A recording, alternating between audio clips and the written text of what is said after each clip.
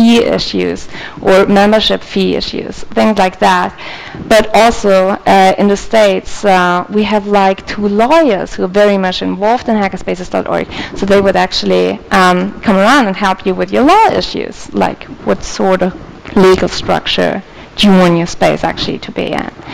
And also since then, this is now 2 years ago, since then we did a lot of, well, traveling and connecting these spaces, and we get a bit of press coverage, I would say, that wasn't there before. So for the CCC, I think in Germany, the image that people had of the classic hacker has improved very, very much because of the PR work of the CCC, not so much in the rest of the world. So this is also a point that we're focusing on. And we've seen quite a few articles popping up all around the web. It's being blogged about it multiple times. And yeah, even in Japan, we have 2 hackerspaces now. I'm very proud of. Some of the media mentioned this twice. We get some articles in various newspapers. We got some people that wanted to connect the idea of hackerspaces to completely different projects. We had podcasts, we had all kinds of stuff, and eventually we reached a lot of people. Like all of a sudden, a hackerspace was an idea that people maybe haven't heard of before, but we're talking about now, and we're actually investigating whether this could be the idea that they were dreaming of when they were maybe a teenager, and in their community or in their school, being the outsider for being a nerd. And what this has led us to is a very, very high increase of hackerspaces all around the world that would pop up throughout the, as I said, past 1.5 years or 1 year.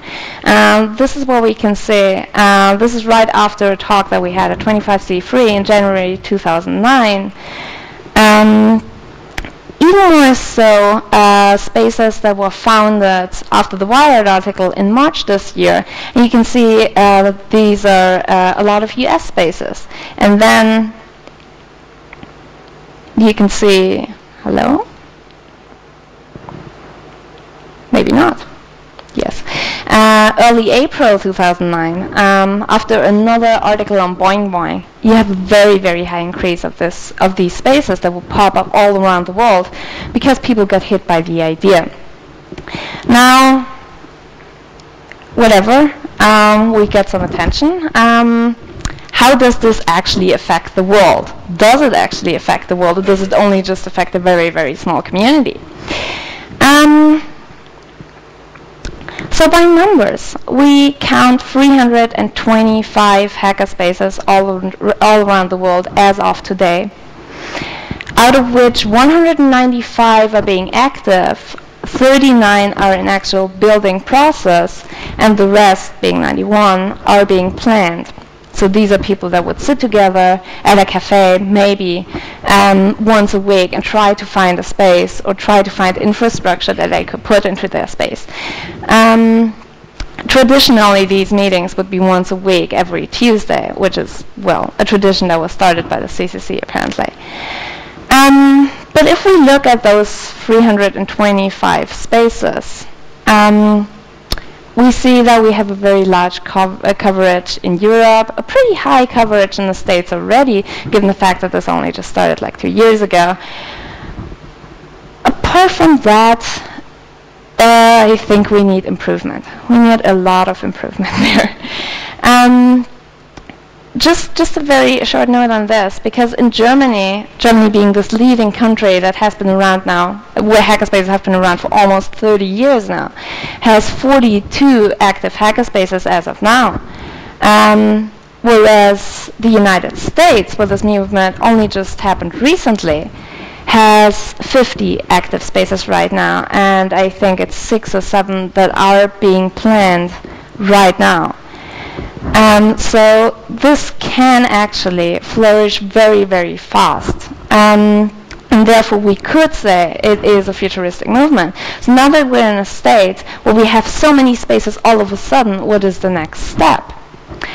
For hackerspaces.org, the steps especially in the beginning, were kind of communicated through 3 words with a build, unite, multiply.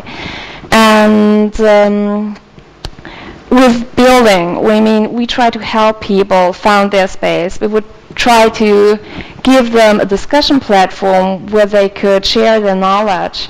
Like people that already started a hackerspace could communicate with those that are trying to get around the issues they're having at the moment.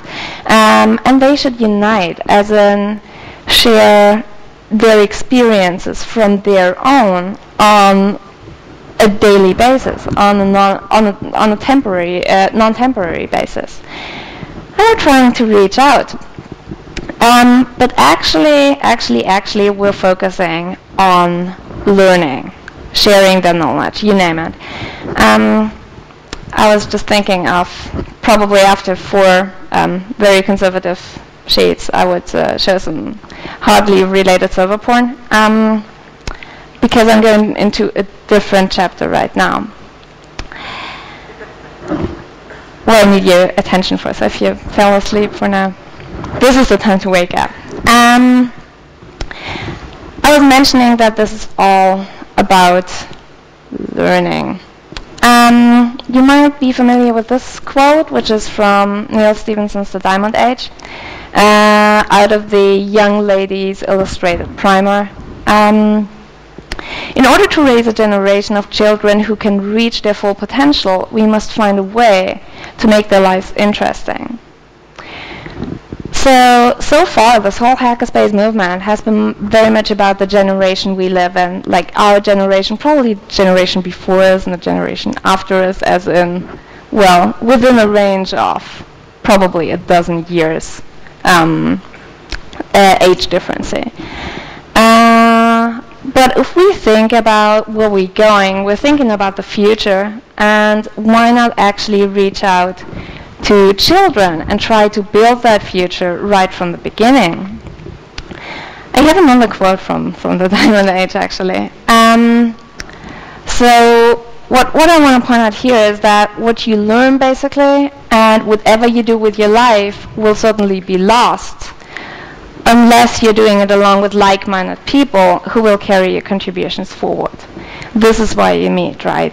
This is why you share your knowledge, not only just to get help with your personal project, but also to make it stay, to make it stick, to communicate it to the outside, which is not only just this third room that you're stuck in, and that you would eventually, at some point at 3, 4, 5 in the morning leave, but to actually share this whole idea with the outside world, that is not your hackers, not yet hackers, whatever you call it.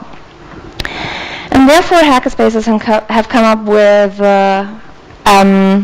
another basis of how they try to communicate this knowledge, which is they're hosting workshops, or they would be hosting events, lectures.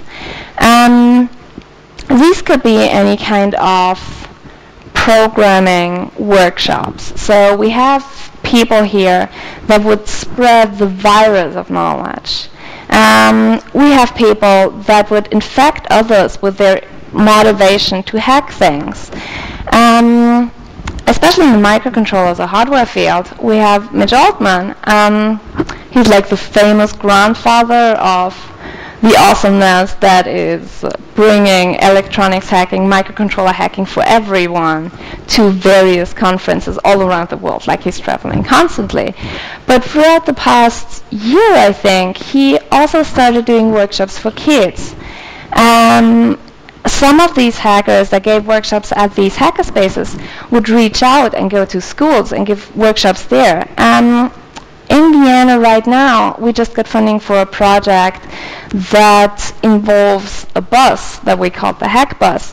So the Hack Bus would travel around off this minute in Austria, at some point probably in whole Europe, and go to schools and do workshops with children. As I was mentioning, this is one picture of Mitch Altman's workshops taken at a conference, where you would, of course, have your very obvious target group of conference goers, like you people. But then